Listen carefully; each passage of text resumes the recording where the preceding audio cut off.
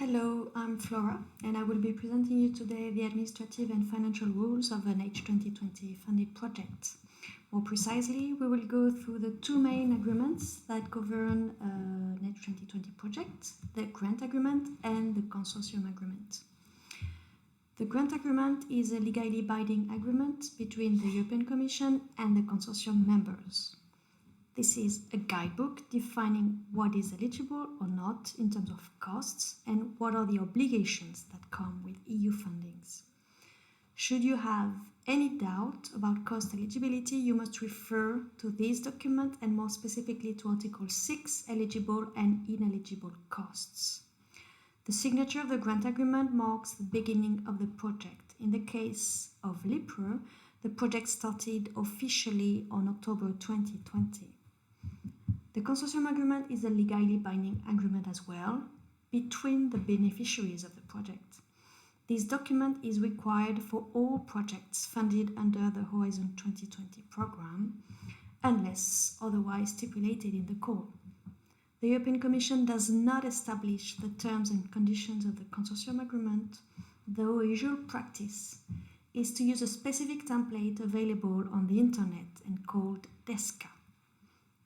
The provisions of the consortium agreement should not be in conflict with those of the grant agreement. A copy of the consortium agreement has to be sent to the EC project officer once it has been finalized. The consortium agreement should in principle be negotiated and signed before signing the grant agreement, or at least before starting the project. Now let's have a look at both documents and the differences. They are both different, but they bear similarities and reflect the nature of the partnership.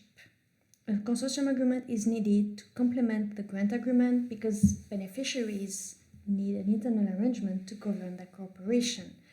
And this consortium agreement covers the distribution of the funding, the internal organization, liability and confidentiality issues, as well as intellectual property rights.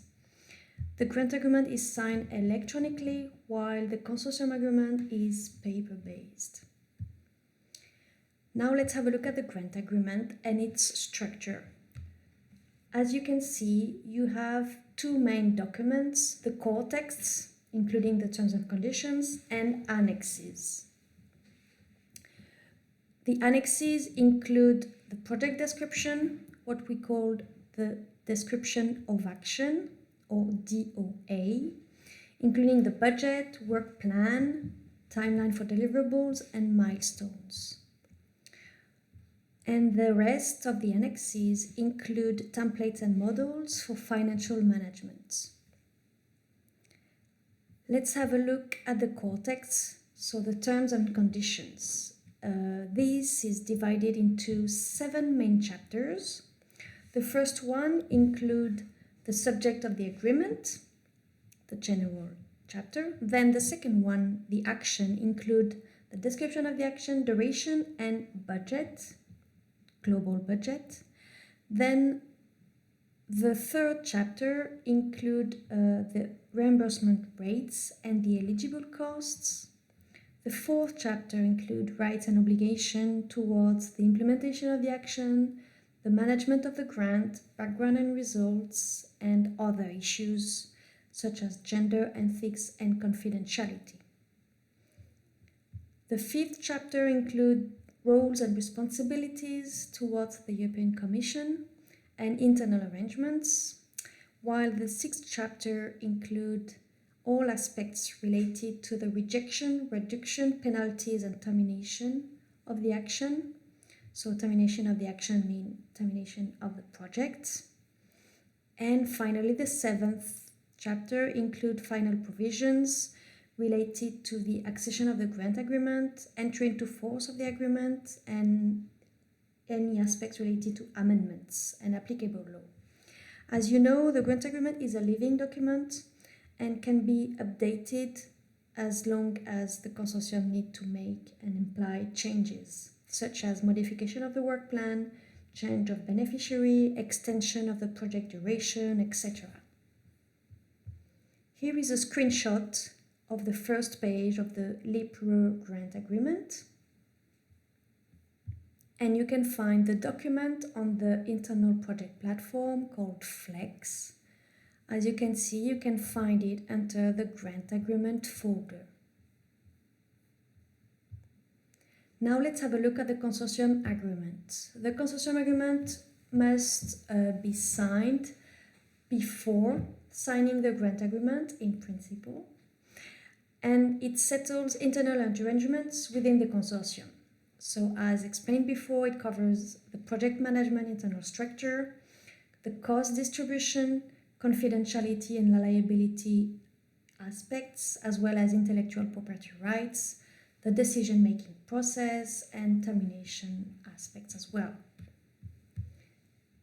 Here is the structure of the consortium agreement.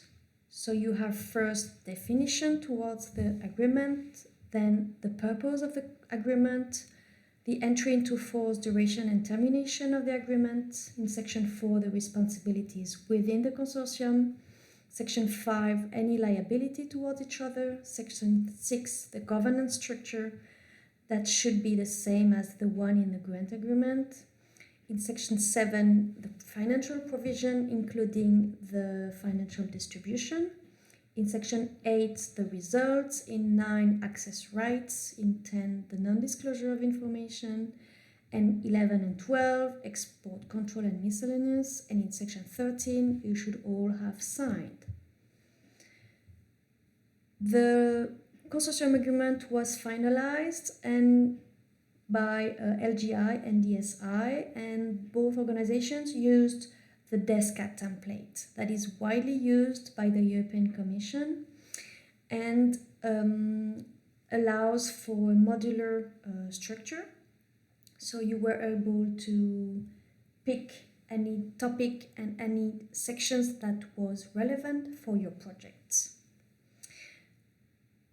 There were several drafts that were circulated among the consortium, and it was finally distributed among the consortium, and now it seems that we still miss a few signatures. So please check within your organization whether you have signed your consortium agreement.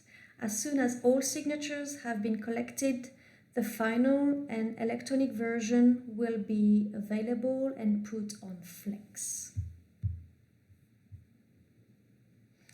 Many thanks, and if you have any question, we are all available at LGI. Thank you.